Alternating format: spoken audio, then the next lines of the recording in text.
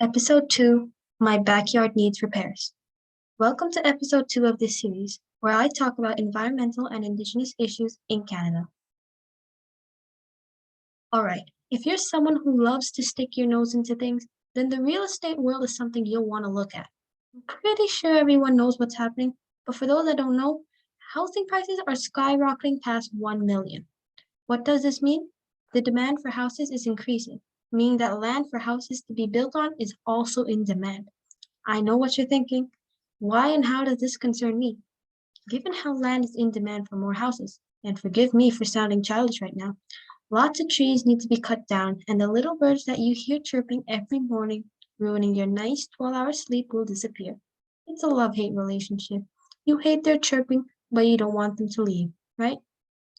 Anyways, I did say that this series talks about Indigenous and environmental related issues in Canada, but for now, I'm going to step out of the box and go on a global scale. The Amazon is home to many animals you wouldn't find anywhere else. According to WWF, in the last 50 years, 17% of the Amazon's rainforest has been lost, the majority of it due to cattle ranching, or in other words, homes for cattle. 2016. 2016 was the most memorable year and one of the few years before TikTok came. However, 2016 was also a record-breaking year. In this year, over 28 million hectares of forestry around the globe were lost. 100 hectares is 1 square kilometer for those unfamiliar with the conversion system. 28 million hectares. That's bigger than the size of most countries, India being one of them, ranking at 7th place in terms of size. The big question, though, is if we know deforestation and climate change are real, why aren't we doing anything about it?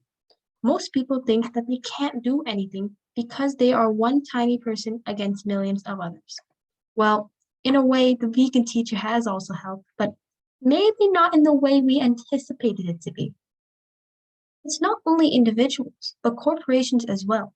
I don't like to use the word corrupt, but for this presentation, I'm going to have to. Most businesses and corporations out there are corrupt, with the majority of them having tax havens, some cutting off wages to make more capital, evading taxes, and not caring about their consumers' health.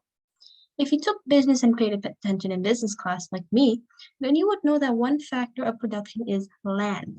Land is something that every business and/or corporation needs. Without land, there are no resources. Let's take a paper manufacturer as an example. We all know that paper is made of trees. Paper manufacturers, such as International Paper, have used consumers' wants and have used it in a way that they have an advantage over others. The big one is schools. Textbooks, chart papers, and pencils are just 3 of the few forestry-related items used in schools on a daily basis. Paper manufacturers, such as International Papers, then use that to their advantage to make capital and/or revenue. They don't care what happens to the land they got the trees from, nor do they care about individuals or animals that might need these trees.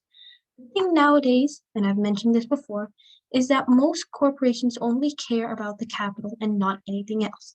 So yes, this is environmentally related, but it is also business related as well.